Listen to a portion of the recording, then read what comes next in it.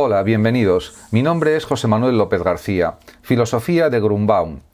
Adolf Grünbaum es un filósofo y epistemólogo de nacionalidad estadounidense que nació en 1923 en Colonia, en Alemania, y murió a los 95 años en el año 2018, hace relativamente poco tiempo. En 1938 emigró a Estados Unidos, donde llevó a cabo su formación como filósofo. Fue profesor de filosofía en la Universidad de Pittsburgh y se ha ocupado muy ampliamente de cuestiones relativas a muy diferentes temáticas, entre ellas las relativas al espacio y al tiempo, a la teoría de la relatividad de Einstein, etc. Pero sobre todo ha dedicado sus esfuerzos a la filosofía de la ciencia, a la epistemología.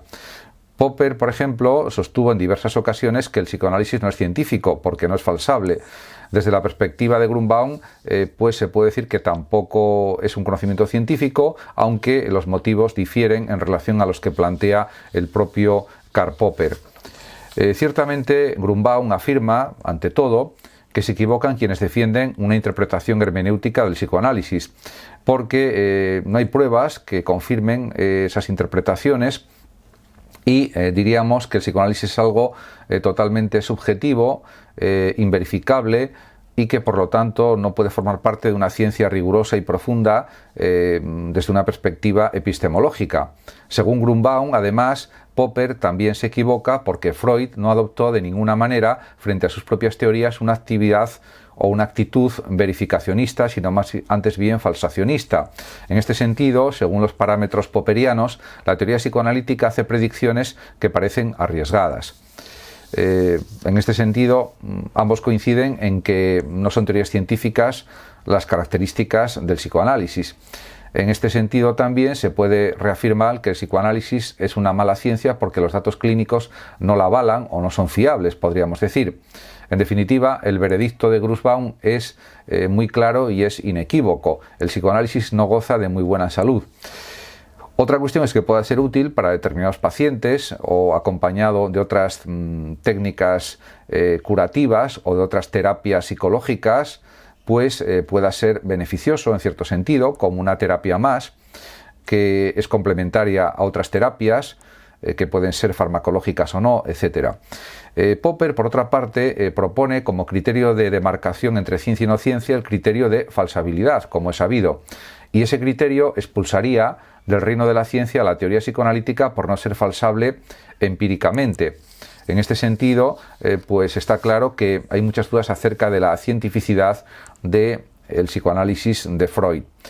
Por otra parte, el propio psiquiatra vienés supone que una visión correcta por parte del paciente de las causas de sus trastornos eliminaría estos mismos trastornos. Es una afirmación muy arriesgada de Freud. En definitiva, según este planteamiento freudiano, la teoría psicoanalítica pues curaría eficazmente a los enfermos, y eso no está demostrado de ninguna forma, diríamos, con pruebas reales, pruebas efectivas. En este sentido, asumiendo como criterio de cientificidad la inducción por eliminación, tenemos que tampoco un gran número de pacientes curados confirma la idea de que la terapia psicoanalítica cura a los pacientes. Por tanto, se puede decir que sería necesario que los resultados positivos superaran a los obtenidos en un grupo de control en el ámbito de la aplicación del psicoanálisis, porque diríamos que a veces los resultados por otro tipo de terapias son realmente eficaces e incluso a veces los pacientes mejoran sin ningún tratamiento en algunos casos, en algunas situaciones. Según Grünbaum, estas pruebas no las tenemos. En definitiva, yo creo que lo más significativo, en parte, de las obras de Grünbaum y de la filosofía de Grünbaum es que hace falta pues una comprobación de teorías, a veces hace falta pues sobre todo llegar a resultados científicos, comprobarlos, controlarlos, verificarlos, falsarlos si es posible. En definitiva, hace falta pruebas en el ámbito de la ciencia para asegurar que un conocimiento es científico. Simplemente, si no hay una causalidad clara, una causa y efecto, diríamos, probable, o probable en el sentido de que sea objeto de prueba, pues diríamos no llegamos a un conocimiento auténticamente científico, que es lo que él también considera como más positivo, porque la ventaja de los conocimientos científicos frente a los que no lo son es que pues son repetibles, son demostrables de alguna manera, y en cambio, diríamos, hay ciencias o hay conocimientos que no llegan al rango de ciencia estricta, en la que los resultados pueden estar pues causados por una gran variedad de causas que habría que estudiar y analizar de una forma muy minuciosa y muy detenida.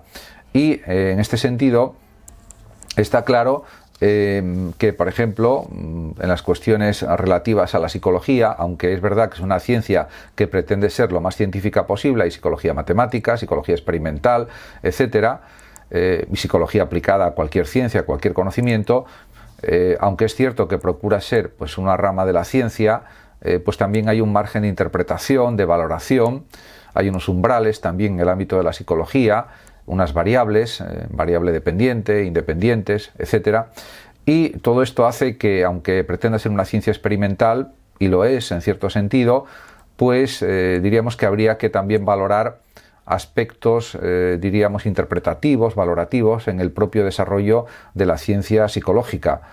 Aunque también es cierto que si consideramos la psiquiatría, pues sería un ámbito de conocimiento todavía más riguroso, científico, en el sentido de que hay unos efectos de los fármacos en los pacientes que pueden ser objetivables, verificables, y en cambio, aunque también es cierto que la psicología experimental y la psicología matemática y otras partes de la psicología tienen pues un cierto nivel de cientificidad, diríamos que también es considerada la psicología como una ciencia humanística.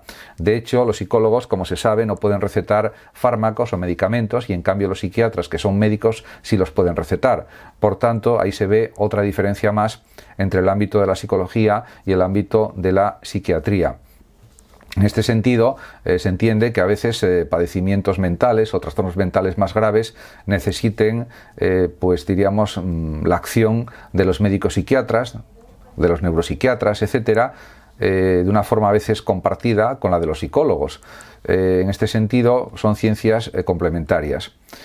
Muchas gracias a todos por su atención. Saludos como siempre a los oyentes de Radio Sofando de México, y por último decir que los que lo deseen pueden compartir este vídeo en sus redes sociales, darle like o suscribirse a mi canal de YouTube. Muchas gracias a todos y hasta siempre.